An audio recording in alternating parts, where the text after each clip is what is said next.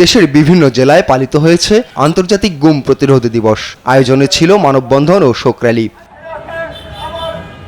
সকালে রাজশাহীর সাহেববাজার জিরো পয়েন্টে গুমের শিকার ব্যক্তিদের স্মরণে মানববন্ধন করে মানবাধিকার সংগঠন অধিকার। জানানো হয় মানবাধিকার বহির্ভূত গুম ও হত্যায় জড়িত ব্যক্তিদের বিচারের। মানববন্ধনে অংশ নিয়ে বক্তারা বলেন, হাসিনা সরকারের বিরুদ্ধে যারাই কথা বলেছিল তারাই শিকার হয়েছিল গুমের। আয়না ঘরে নিয়ে চালানো হয় নির্যাতন। মানববন্ধন শেষে গুমের শিকার ব্যক্তিদের স্মরণে করা হয় শোক র্যালি। প্রায় ৭০০-র উপরে মানুষকে এই স্বৈরাচার খুনি হাসিনা সরকার গুম করে রেখেছে। একজন গুমের শিকার সন্তানেরা তার পিতার জন্য দোয়া করতে পারে না, তার কারণ তারা নিশ্চিত নয় তার পিতার সত্যি সত্যি মারা গেছে কিনা। এই সরকারের কাছে এই গুমের সাথে যারাই জড়িত তাদেরকে আইনের আওতায় আনতে হবে, তাদের বিচার নিশ্চিত করতে হবে। ময়মনসিংহে মায়ের ডাক সংগঠনের উদ্যোগে আয়োজন করা হয় মানববন্ধন ও শোক র্যালি। অংশ নেন গুম হওয়া ব্যক্তিদের স্বজনরাও।